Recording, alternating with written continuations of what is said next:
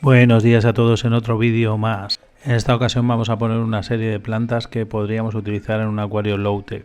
Sumérgete en el maravilloso mundo de tener tu jardín acuático sin muchos problemas. Y arriba os voy a dejar dos etiquetas. La primera con cómo montar un acuario por 100 euros. Y la segunda, qué materiales utilizaría yo para un acuario low-tech. Con todo esto comenzamos. Muchos de nosotros cuando empezamos en el mundo del acuarismo lo que queremos es tener nuestro pequeño jardín acuático. Que la mayoría de nosotros ni nos da igual la posición de las plantas, más lo que queremos es tener plantas y plantas y plantas y alguna especie de pez fácil, como puede ser en mi caso que empecé con los guppies. Nada, deciros que este es uno de los primeros acuarios que hice, creo que es el segundo o el tercero.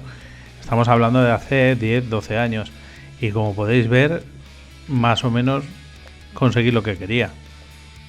Y nada, vamos a empezar con las plantas que yo pondría en un acuario, empezando desde la parte delantera a la parte trasera.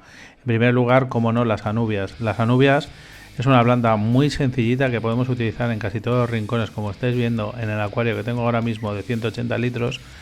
Se pueden utilizar de muchísimas variedades. Podemos desde la Barteri, que es más grande, o las especies más pequeñas, como puede ser la nana, la coin o otras. Hay muchísimas especies de anubias.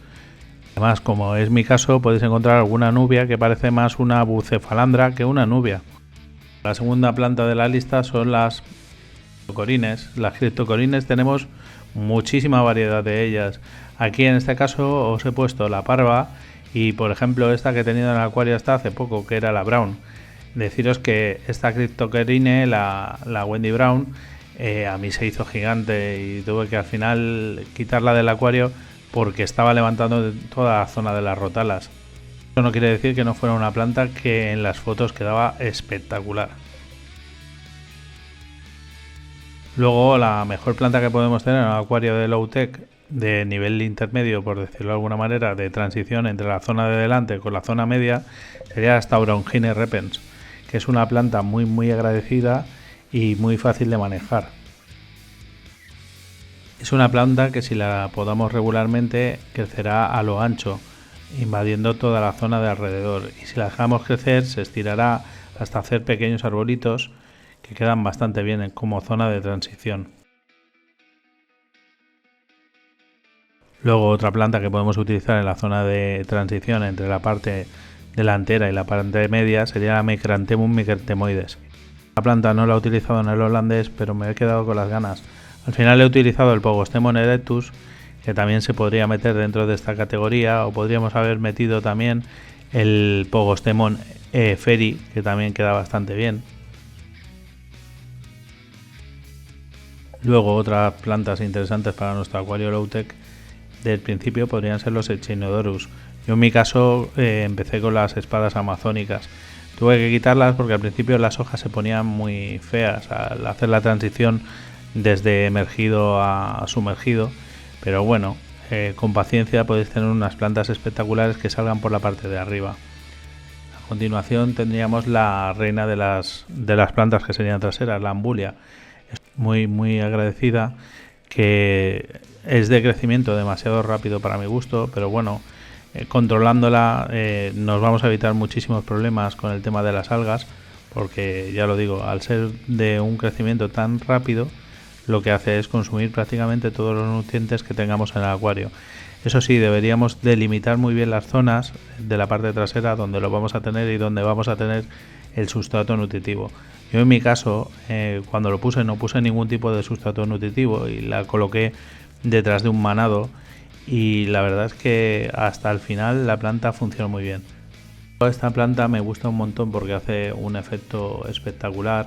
Yo en mi caso tuve la Vallisneria gigantea y nada, el problema este de la reproducción de los estolones sí que me empezó por todo el acuario y yo no había delimitado lo que es la zona de atrás, con lo cual se me pasó a la parte delantera y empezó a invadir todo el acuario. Y bueno, esta es la Hygrophila polyasperma, que como habéis visto en una de las primeras fotos que os he puesto, también he tratado con ella y también lo podéis ver en otros acuarios. Por ejemplo, el señor R. Tules pues la utiliza dentro de su montaje. Y bueno, a continuación os he puesto una serie de plantas que son especialmente utilizadas en el tema de troncos, y que pueden ser la volvitis, que pueden ser los helechos, porque los helechos la verdad es que dan mucho juego, y sí que es verdad lo que dicen, que una frase de que un helecho es para toda la vida. Este también fue una de las primeras plantas que tuve dentro del acuario, como habéis visto en la primera foto. Es el helecho de Sumatra, que la verdad es que es una planta muy invasiva. Sí que tenía un crecimiento muchísimo más rápido incluso que la ambulia. Dejaba un color verde muy espectacular y enseguida se hizo súper frondosa. Llegó un punto que tuve que quitarla porque era muy invasiva. Tenías que estar casi todos los días podando.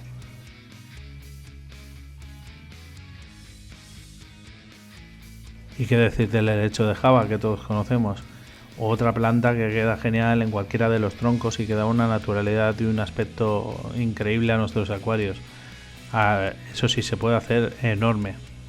Tener en cuenta que con las condiciones inadecuadas, por decirlo de alguna manera, en los acuarios, puede producir que las hojas antiguas produzcan como hijos, ¿vale? Por decirlo de alguna manera, y hacen esas hojas. Pero bueno, en realidad lo que está haciendo es reproducirse.